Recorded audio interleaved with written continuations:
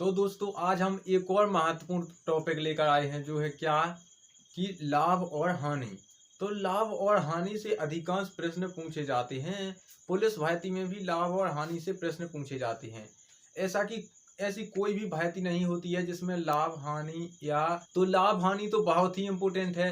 तो लाभ हानि का प्रश्न हमें करना ही होगा, इसीलिए हम यह टॉपिक आज लेकर आए हैं।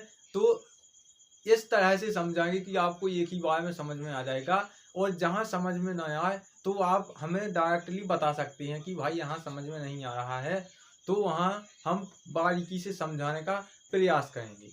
तो सबसे पहले हम क्या कहते हैं, सबसे पहले अपन सवाल देखते हैं कि क्या है। सबसे महत्वपूर्ण बात तो यह है कि पहले सवाल को ठीक से पढ़ना होता है। वो कह क्या रहा है, जब अब वो कह रहा है अगर वह अब समझ में आ गया ना तो समझ लो सवाल सॉल्व हो जाएगा। तो सबसे पहले हमें क्या देखना है कि सवाल क्या कह रहा है, तो देखते हैं। तो यहाँ लिखा यदि कोई व्यक्ति वस्तु 40% लाभ पर बेची जाती है, मतलब कि कोई व्यक्ति वस्तु को बेचेगा। तो कोई व्यक्ति वस्तु 40% लाभ पर बेची जाने पर विक्रय मूल्य 800 है, तो क्रय मूल्य ज्ञात कीजिए। क्या ज्ञात करना है, हमको करना है क्रय मूल्य ज्ञात करना है। मतलब कि 40% लाभ पर उन्होंने कहा है कि कोई वस्तु बेची गई, उन्होंने कोई वस्तु खरीदी, वो 40% लाभ पर खरीदी। मतलब कि अपन ने कोई भी चीज खरीदी या कोई किताब खरीदी या अपन ने किताबों का समूह खरीदा जो कि कितना अपन को 40% लाभ पर प्राप्त हुआ, और वो हमने खरीद कर किसी दूसरे इंसान को, मतलब हमने खरीदा है और किसी दूसरे मतलब मेरा फ्रेंड, तो मैंने उसे बेच दिया। और कितना पे बेचा, 800 में। और मैंने कितने प्रतिशत लाभ पर बेचा, 40% लाभ पर। लेकिन मैंने उसे बताया नहीं कि मैंने कितने प्रतिशत लाभ पर, मैंने तो उसे यही कहा कि भाई सेम टू सेम है। तो यही हमें ज्ञात करना है। अब उन्होंने क्या कहा है, तो उन्होंने ये नहीं बताया है कि वो वस्तु कितने रुपये में खरीदी है, ये नहीं बताया। उन्होंने कहा कि 40% लाभ पर खरीदी। तो हमें क्या करना है, 40% लाभ की वजह से हमें क्या ज्ञात करना है, वस्तु का क्रय मूल्य। मतलब कि जितने में वो वस्तु खरीदी है उसे हम ज्ञात करेंगे। तो इसके लिए हम क्या करेंगे, सबसे पहले तो हम लिखेंगे क्या, सबसे पहले तो हमें वस्तु का विक्रय मूल्य लिखना है। तो यहां हम लिखेंगे विक्रय मूल्य। क्या लिखेंगे, विक्रय मूल्य बराबर कितना है, 800। विक्रय मूल्य हमको क्या दे रहा है, 800। अब हमें क्या दिया है उन्होंने, वस्तु का 40% लाभ, मतलब उन्होंने 40% लाभ पर क्या की, बेची है उसे। तो यहाँ क्या लिखेंगे, लाभ। तो लाभ कितना है, 40%। तो दोस्तों जहां भी ऐसी डेफिनेशन यहाँ का क्या वहां केवल विक्रय मूल्य लिखा है या लाभ लिखा है, या उसके अलावा यहाँ क्रय मूल्य लिखा होगा या लाभ लिखा होगा, तो सिंपल सा कुछ नहीं करना है, केवल प्रतिशत निकालते तो सबसे बनता है, केवल वही लॉजिक लगाना। हमें क्या करना है, केवल हमें प्रतिशत निकालने वाला लॉजिक लगाना है। तो यहाँ हम क्या करेंगे, जैसा कि 800 का 40% निकालेंगे तो क्या होगा, 800 का 40% सभी पे बनता है, हमने 3-4 की कक्षा में पढ़ा था। तो क्या होगा, 800 का 40%। तो यहाँ क्या होता है, 800 गुणा के 40 बटे के 100। इतना तो सबसे याद है कि जब भी हम प्रतिशत निकालते हैं तो जो प्रतिशत में संख्या होती है उसका गुणा कर देते हैं और बटे में 100 कहते हैं। ये बटे में 100 क्यों कहते हैं, क्योंकि प्रतिशत निकालने के लिए 100 का भाग दिया जाता है। कोई भी संख्याओं का प्रतिशत निकालें तो उसमें हम 100 का भाग देते हैं, इसीलिए हमने यहाँ 100 लिखा है। अब हमको सिंपल से सॉल्व कर देना है। तो यहाँ क्या होगा, एक जीरो से एक जीरो कट गया, एक जीरो से एक जीरो चला गया। अब यहाँ क्या बचा है, यहाँ केवल 8 बचा है, और यहाँ कितना है, यहाँ 40 है। अब हमें क्या करना है, सिंपल इनको गुणा कर देना है। तो यहाँ क्या करेंगे, 8 चौको 32। तो सिंपल सा हमारा यह क्या आ गया है, तो यह आ गया है वस्तु का लाभ। मतलब अगर उन्होंने 800 रुपये में कोई वस्तु को 40% लाभ पर बेचा है तो उसमें उन्होंने 320 रुपये का लाभ कमाया होगा। मतलब कि वो जितने रुपये में भी उन्होंने खरीदी होगी उससे 320 रुपये उन्हें अधिक मिले होंगे यदि उन्होंने 40% लाभ पर बेची है तो अब हमें ज्ञात क्या करना है?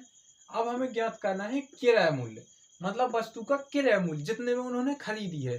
तो उसके लिए हम क्या करेंगे? सबसे पहले प्रश्न को देख लो।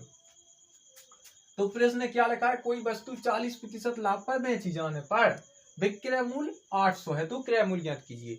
मतलब विक्रय मूल्य 800 है तो क्रय मूल्य ज्ञात करना है। अब सिंपल से जब हमें वस्तु का लाभ प्राप्त हो गया है कि 320 रुपये हमें लाभ हुआ है और विक्रय मूल्य क्या था, तो सिंपल सा हम विक्रय मूल्य में से लाभ को घटा देंगे तो क्रय मूल्य अपने आप आ जाएगा। तो हम क्या करेंगे? देखो इसे समझना बिल्कुल आसान है क्योंकि 320 हमारा क्या निकल आया है? लाभ यानी ये प्रॉफिट है कि उन्होंने जितने में भी वस्तु खरीदी होगी अगर उन्होंने बेचा है उसे 40% लाभ पर तो वस्तु का केवल लाभ निकलेगा 320 रुपया। और हमें क्रय मूल्य निकालने के लिए सिंपल सा 800 में से 320 को घटा देना है। तो हम यहाँ क्या करेंगे? 800 में से क्या करेंगे? -320। बस सिंपल सा यही हमारा सवाल है। और घटा देंगे तो यहाँ क्या 0.0 और यहाँ 10 में से 8 गई तो 10 में से 2 गई तो 8 बची और 3 4 में से 4 चलेंगी 4 बची। तो ये हमारा आंसर हो जाएगा 480।